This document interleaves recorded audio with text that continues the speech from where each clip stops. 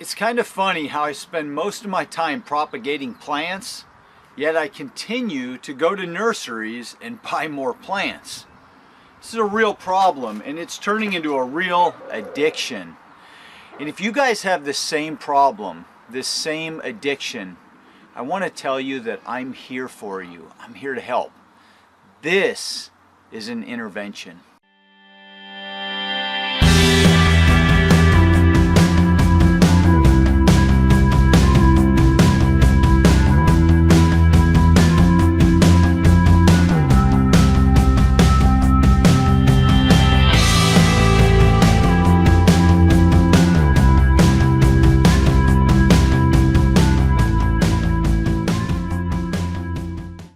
So every spring my wife and I head off to the nurseries like everybody else, and we start looking for all the different plants that we want to buy and plant on our landscape for that season.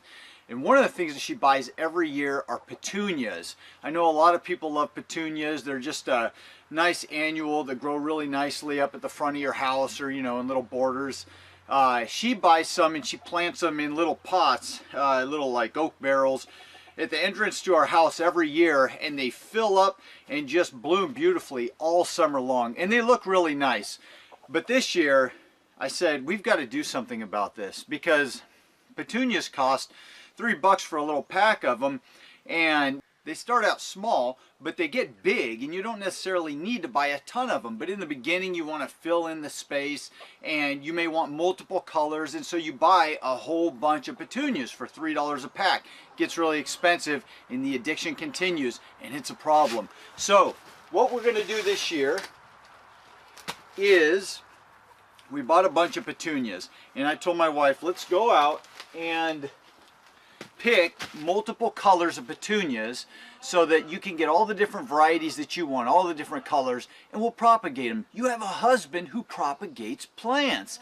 Isn't this funny how this works? Every year we go out and we spend so much money buying plants, and we can propagate them. So that's what we're going to do this year. We're going to buy certain colors, certain varieties, which we already went out and did, that she wants, and then propagate the heck out of them. It's springtime right now.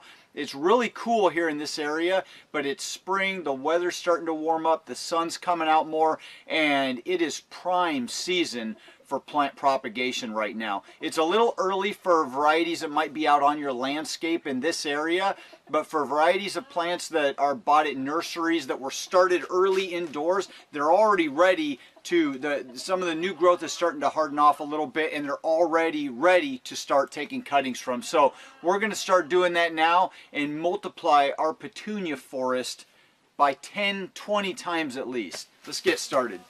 Alright, so this variety right here, I'm going to cover this up for copyright purposes, but this is a variety that she really likes. It's a nice purple, light on the outside edge, deep throat. My wife really likes those dark colors, so we're going to start off propagating this guy. So when you look at this petunia plant, all this new growth, and like I said before, this is all started indoors in nurseries, and so the new growth is already hardened off enough to be able to take cuttings from.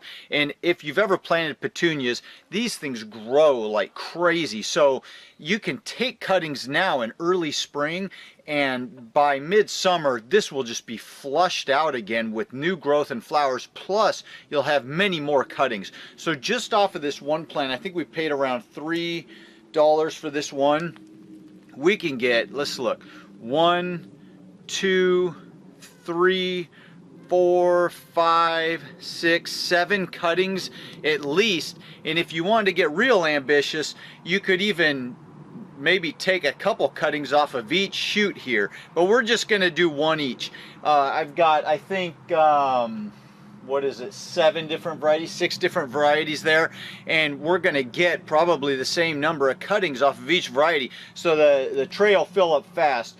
We've got room for, I believe, 32 cuttings. It's just a small little space. In fact, this is what we're going to use. I've got this old Jiffy, Johnny, I've got this old Jiffy pan here that you can get in any big box store. Home Depot, Lowe's, Walmart usually sells this kind of stuff, but it's just a quick, easy little propagation tote. You've seen them before. And then I've got these little trays here that I cut off of a larger tray and then just put that manure wood shavings material in, and you can use any material that'll drain well but hold moisture, but we're going to use this stuff and stick an individual cutting in each individual hole, and then we'll have them ready to go to pot up once they're starting to root. And I think these things are going to take off fast and root really well. So let's go ahead and start taking these cuttings. And this isn't going to take much time at all, I don't think. So go ahead and tilt the camera down here, and we'll use our bucket. Bucket turns out to be a nice chair, a table, and just about anything else you need. So we'll clip this guy right here, here, here, and I'm going right below leaves. Right below a leaf node there, so that it can take off well and form plenty of good solid roots.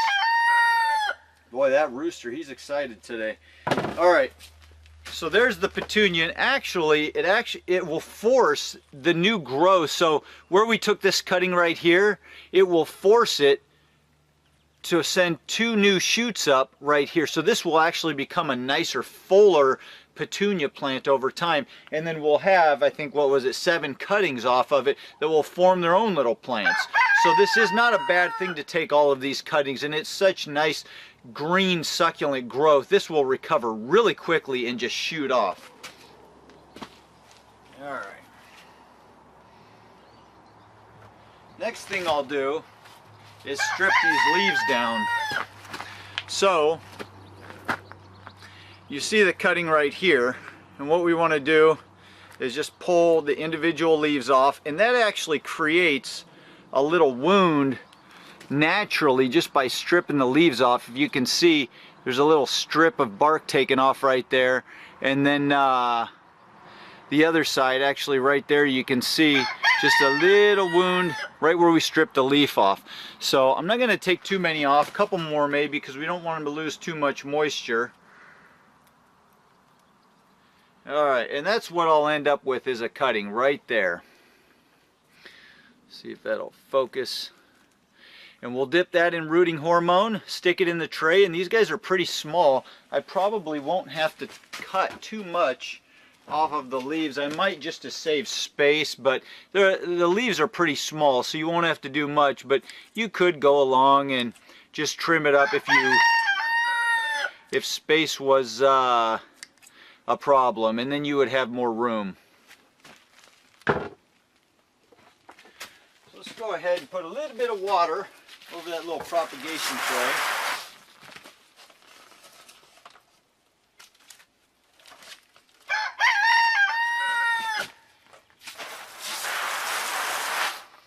Let that drain through.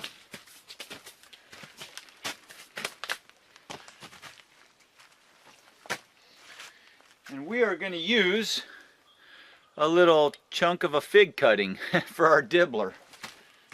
Alright, hopefully you guys can see that well. So we've got our tray here, and then we've got our little cutting that we took. And I'm just going to start back here and poke a little hole in there. We'll get our rooting hormone, same stuff I always use, Hormidin 3. You don't, for this type of cutting, you don't necessarily need this rooting hormone. This is used mostly for semi-hardwood cuttings. It's a strong hormone, but it's just what I have on hand. You could use any garden center hormone that you can get for $7 a can, you know, anything.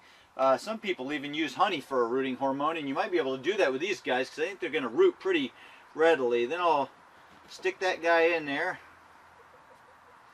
and I'm probably going to have to put some more material in here to hold them up. You got to be a little more careful with these than rhododendron cuttings because they are soft and supple. The new growth can be broken or bent pretty easily. But that's all there is to it. We'll take a couple more leaves off of this guy, strip it down, and probably don't need all of that. Dip them in some hormone, and then we'll Make another little hole.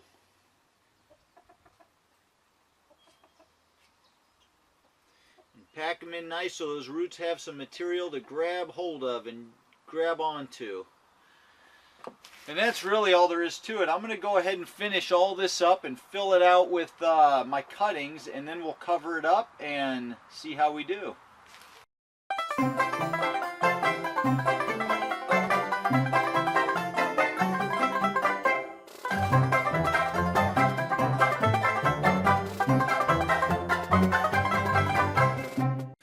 And alakazam, bam!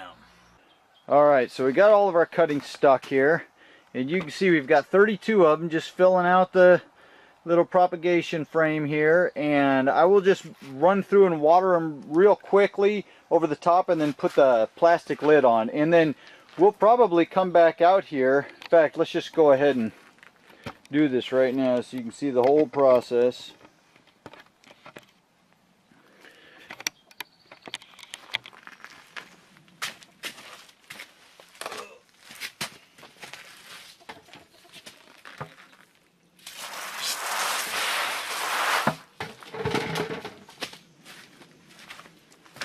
Alright, did you catch that?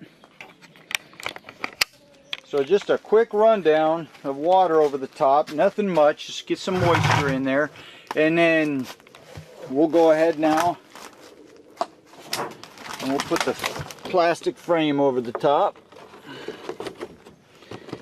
And that's it. That's all the humidity we'll need there, and those guys should take off. Now, I don't have them on bottom heat at all, but I don't think they're going to need bottom heat. We'll just watch it. Still getting a little cool at night, but I think we'll be okay now during the day here. It warms up into the 60s, and at night it's getting down into the 40s, sometimes the 30s, but it's starting to warm up more. But we'll come back out here maybe in a couple weeks and check on them, but I think within the month, it's what, May 2nd today, I believe.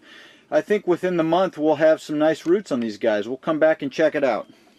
So it's been almost 3 weeks since we took our cuttings of the fuchsia, and boy, they're rooting on just fine, guys. Let's take a look at them. Alright, I already took the lid off last night because of the fact that these guys were growing and just pushing the top right off.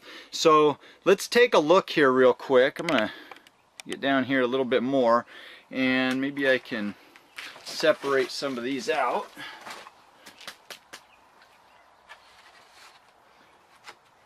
And we can show you what we got. Alright, we'll grab this guy. Lots of little roots going on there, huh? These guys are rooting on really well. You can see the top growth. Like I said, they were pushing the lid right off. So the top growth is right there with the rest of it. Get another one of these and see how we're doing. He's filling up roots, and the whole thing came out with it, that whole plug. Let's go ahead and rinse this off. See what we get.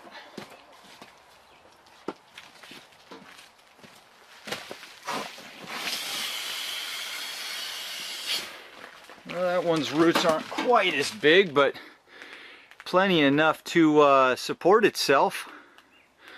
If I just leave them in that little bit of bark, or mulch there. Let's find another one. There's another little guy. Lots of roots shooting out the bottom there. I think we can call this another success. So, if you guys want some fuchsias, or your wife want fuchsias, then just propagate them yourself. It works out really well. I mean, these things come at, I've got 32 of them in here. They come at $3 a pop. Now, I'll take all of these, and I'll take each individual one out here, and I'll just pot them up in a little 4.5-inch pot. In fact, I've got some right here. It's what I've got the little figs in. I've got my little Desert King figs that I took earlier this year, late winter, and they're in these little 4.5-inch pots. And I'll go ahead, I've got a bunch more of them, I'll go ahead and pot them fuchsias up into that, and then just let them grow for a couple more weeks until they get good root growth and start putting on a little more top growth, and then my wife can have at it, plant them out all over the front of the house, anywhere she wants. But so I'm going to get busy doing that now, potting all these guys up for my wife. If you guys like the video, like it, comment down below if you want to continue the conversation, subscribe if you want to see more awesome videos about plant propagation, and just follow along in general here at the nursery. Have an awesome day, and I'll see you guys in the next video. Well, it's been about a week since I got that filmed last, and so I still haven't got the video up for you guys. I might as well take another shot here. Look at this thing. Just came out here and took a look at that. Guy is just flush with roots. Take a look at some more of them. And these fuchsia, telling you, look at that. It's like taking candy from a baby. Try it out. You'll be happy. Save you $100.